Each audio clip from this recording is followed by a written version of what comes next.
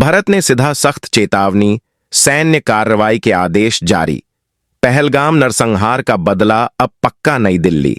जम्मू कश्मीर के पहलगाम में 28 हिंदू तीर्थयात्रियों की निर्मम हत्या ने पूरे देश को झकझोर कर रख दिया था। देश अब शोक में नहीं, बल्कि प्रतिशोध की भावना से भरा हुआ है। भारत सरकार ने इस हमले का कड़ा जवाब देने की तैयारी शुरू कर दी है। प्रधानमंत्री नरेंद्र मोदी ने राष्ट्रीय सुरक्षा सलाहकार अजीत डोभाल, सेना प्रमुख और वायुसेना प्रमुख के साथ उच्च स्तरीय बैठक की। इस बैठक में लिए गए फैसलों के अनुसार अब भारत की नीति संयम नहीं, जवाब की दिशा में बढ़ चुकी है। रक्षा मंत्रालय ने सीमावर्ती क्षेत्रों में एयर रेड वार्निंग जारी कर दी है और सेना को मिले हैं स्पष्ट आदेश, यदि आवश्यक हो तो कार्रवाई करो। तो क्या है पूरी जानकारी सब बताएंगे, लेकिन थोड़ी सी आग्रह है, चैनल पर नए हैं तो चैनल को सब्सक्राइब कर वीडियो को लाइक जरूर करें। दोस्तों, यह हमला किसी सीमा पर संघर्ष नहीं था, यह सीधे निर्दोष नागरिकों की हत्या थी। वे नागरिक जो केवल आस्था और शांति के साथ घुमेन थे। आतंकियों ने उन पर उचित ढंग से हमला किया, जिससे देश भर में आक्रोश की लहर फैल गई है। जांच एजेंसियों का मानना है कि इस हमले के पीछे पाकिस्तान समर्थित आतंकी संगठन जैश-ए-मोहम्मद और लश्कर-ए-तैयबा का हाथ है। इन संगठनों को पाकिस्तान की खुफिया एजेंसी ISI का समर्थन भी प्राप्त है। भारतीय खुफिया एजेंसियों के पास इसके पुख्ता प्रमाण हैं, जो अब अंतर्राष्ट्रीय मंचों पर भी रखे जाएंगे। NSA डोभाल से विशेष बैठक।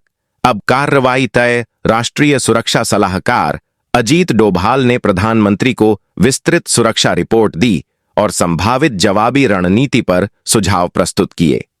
डोभाल के नेतृत्व में बनी विशेष टास्क फोर्स अब सीमित युद्ध रणनीति पर काम कर रही है। सूत्रों के अनुसार प्रधानमंत्री ने 3 विकल्पों पर चर्चा की। 1. सर्जिकल स्ट्राइक, सीमा पार जाकर आतंकियों के शिविरों पर हमला। 2. एयर स्ट्राइक, बालाकोट की तर्ज पर आतंकी ठिकानों को तबाह करना। 3. अंतर्राष्ट्रीय कूटनीतिक दबाव, पाकिस्तान को वैश्विक मंचों पर अलग थलग करना। इन तीनों रणनीतियों पर समानांतर रूप से काम हो रहा है। दग्गाहरान, सीमा पर सेना अलर्ट पर, वायुसेना को हाई अलर्ट। भारत ने पश्चिमी सीमाओं पर सेना को तैनात कर दिया है। पंजाब, जम्मू और राजस्थान बॉर्डर पर एयर डिफेंस सिस्टम्स को सक्रिय कर दिया गया है। भारतीय वायुसेना के सभी बेस अब हाई अलर्ट पर हैं। किसी भी प्रकार के जवाबी हमले या आक्रमण के लिए हर स्तर पर तैयारी पूरी कर ली गई है। वायुसेना के एक वरिष्ठ अधिकारी ने नाम न बताने की शर्त पर कहा, देश के नागरिकों की रक्षा करना और शहीदों का बदला लेना हमारा दायित्व है। अब हम पीछे नहीं हटेंगे। देशवासी कर रहे हैं जवाब की मांग। देश भर में गुस्से की लहर है। सोशल मीडिया पर लोग भावुक श्रद्धांजलि दे रहे हैं और साथ ही सरकार से कड़ा जवाब मांग रहे हैं। दिल्ली, मुंबई, लखनऊ, भोपाल सहित कई शहरों में प्रदर्शन हुए हैं और पाकिस्तान के खिलाफ नारे लगे हैं, शहीदों का बदला लो, अब और नहीं सहेंगे, पाकिस्तान मुर्दाबाद। एक शहीद यात्री के परिवार से बातचीत में सामने आया, हमारा बेटा पूजा करने गया था, युद्ध करने नहीं। अब देश को फैसला करना होगा। खून का हिसाब खून से ही लिया जाना चाहिए।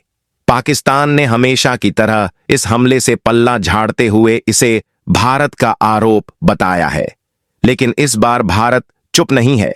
विदेश मंत्रालय ने पाकिस्तान को कड़ा संदेश भेजा है कि यदि उसने अपने यहां पल रहे आतंकियों पर लगाम नहीं लगाई तो भारत खुद कार्रवाई करेगा। संयुक्त राष्ट्र और अन्य अंतर्राष्ट्रीय मंचों पर भी भारत ने यह मामला उठाया है। अमेरिका, फ्रांस, जापान जैसे देशों ने इस हमले की निंदा की है और भारत के साथ खड़े होने की बात कही। हालात को देखते हुए यह सवाल उठना लाजमी है। भारत युद्ध नहीं चाहता, लेकिन अपने नागरिकों की हत्या को नजरअंदाज भी नहीं करेगा। सैन्य विश्लेषकों का मानना है कि भारत एक बार फिर बालाकोट जैसी कार्रवाई कर सकता है, सीमित लेकिन निर्णायक। पूर्व लेफ्टिनेंट जनरल DS हुड्डा का कहना है, अब केवल आतंकवादियों को मारना काफी नहीं, उनके संरक्षकों को भी सबक सिखाना होगा। भारत ने शांति का मार्ग हमेशा चुना, लेकिन अब हर सीमा पार हो चुकी है।